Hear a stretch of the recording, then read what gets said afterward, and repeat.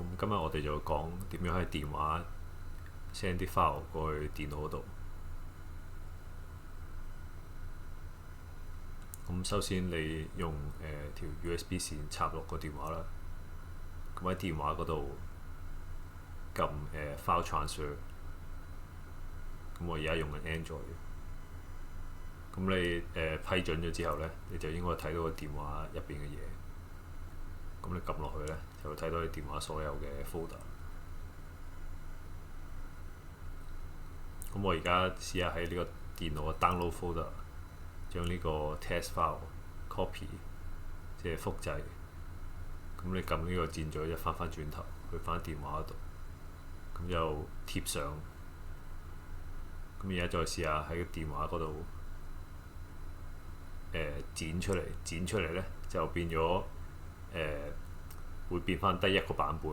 你剪嘅話呢，你再貼喺電腦呢，電話嗰個 copy 就冇咗，就去咗電腦嗰度。咁我哋而家試下喺電腦整個 folder， 就係專嚟擺電話嗰啲 file。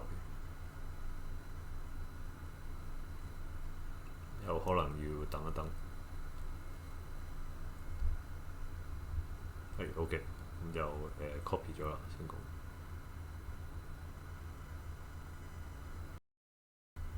咁而家輪到講Google Chrome 啦。咁 Google Chrome 同以前嗰個 Internet Explorer 係一樣嘅，都用嚟上網嘅。咁我哋開 Google Chrome， 撳呢三粒點，咁你見到呢度可以揀睇你 bookmark 啊。但我哋最想睇就係呢個 setting。咁撳咗落去呢，你撳呢個 auto fill and password 呢，就可以見到你所有 save 低過嘅 password 就會喺晒度。咁譬如想改語言啦，咁咪撳 language， 咁 add language。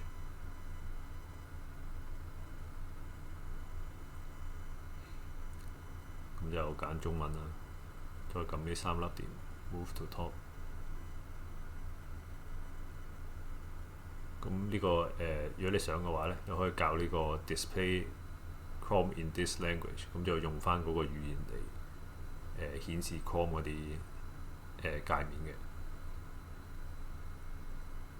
咁下面呢度可以幫你 check 你打嗰啲字有冇打錯啦。Google Translate， 譬如你一睇到英文嘅網站，佢幫你翻譯做中文。Accessibility 啦，即係加啲字幕，俾啲冇字幕嘅片咁樣。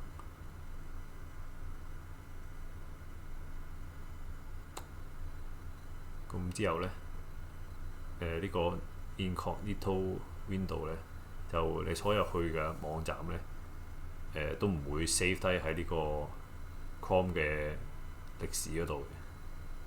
即係啱啱我撳咗 test 啦，咁你睇翻呢個唔係 Incognito， 即係白雪雪呢個就見唔到 history 有我哋啱啱去嗰個網站嘅。